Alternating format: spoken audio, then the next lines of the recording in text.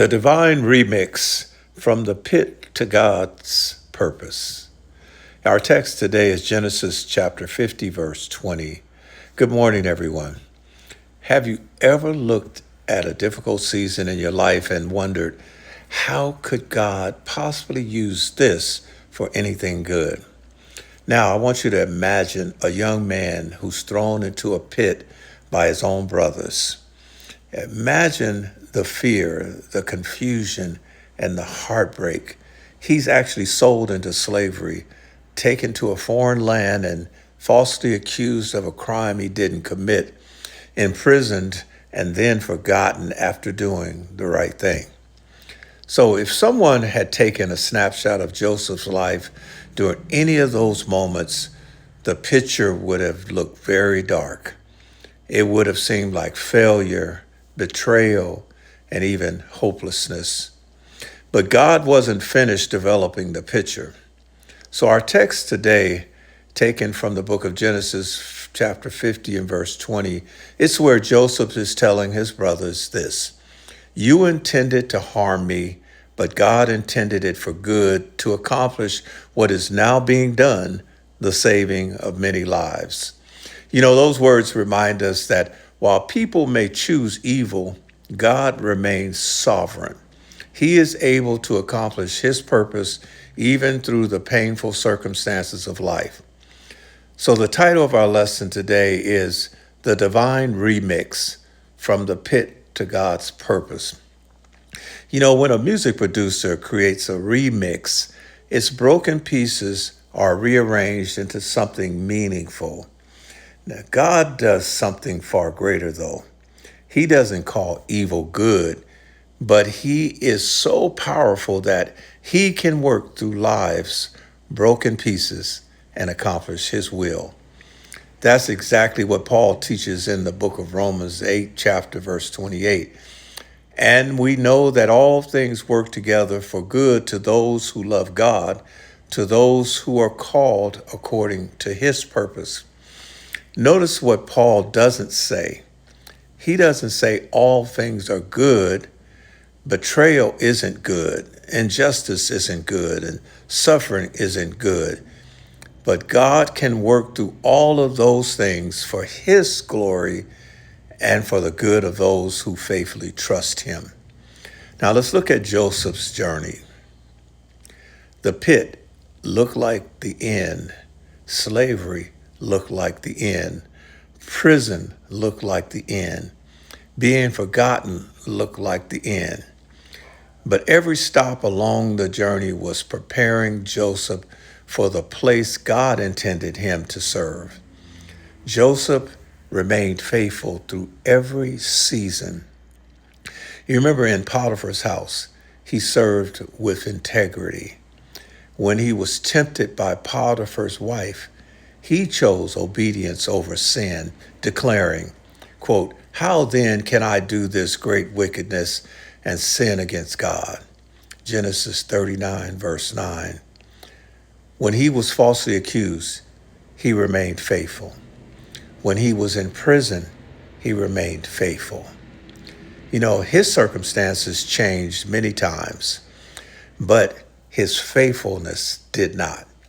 So sometimes, we ask God to remove trials, while God is using the trial to develop our character. The book of James reminds us in James 1, verse 2 through 4, that the testing of our faith produces endurance. So God offers, and he often develops his servants before he elevates his servants. Joseph's brothers saw a slave. The prison guards saw an inmate, but God saw a leader who would preserve countless lives during a famine. Eventually Pharaoh made Joseph second in command over all of Egypt.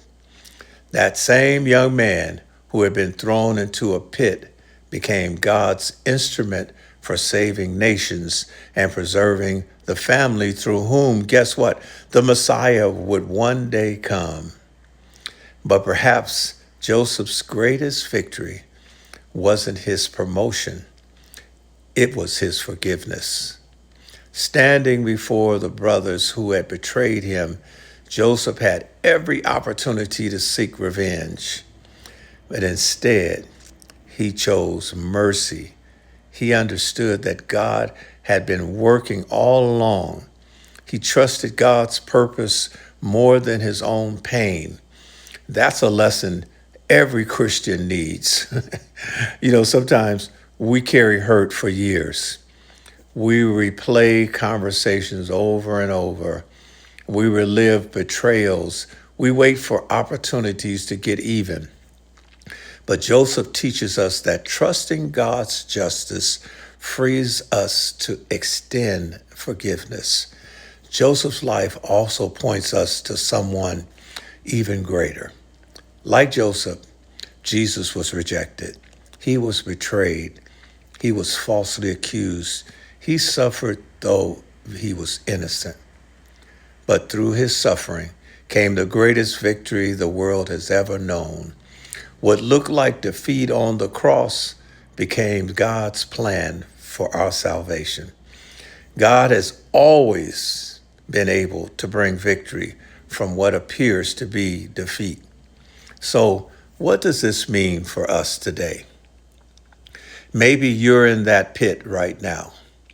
Maybe you're carrying disappointment, and maybe you're grieving. I am. Maybe someone has betrayed your trust. And maybe you're wondering why God hasn't answered your prayers the way you expected them. I want you to remember Joseph. The pit was not his destination. The prison was not his destination. God was still working, even when Joseph couldn't see the finished picture. So faith means trusting God even when we cannot yet see what he is accomplishing. The question has never been whether God is faithful. The question is whether we will remain faithful to him. So, if you are not yet a Christian, God is calling you today to respond to the gospel by believing that Jesus is the Christ, repenting of your sins and confessing his name before others, and being baptized into Christ for the forgiveness of your sins, so that you may walk in newness of life too. If you are already a Christian, perhaps today is the day to lay down the bitterness, renew your trust in God, and remember that he is still working even when life seems confusing. So the world may hand us broken pieces, but God is the master builder. So don't judge your life by that pit. Don't judge your life by the prison. Judge your life by the promises of God.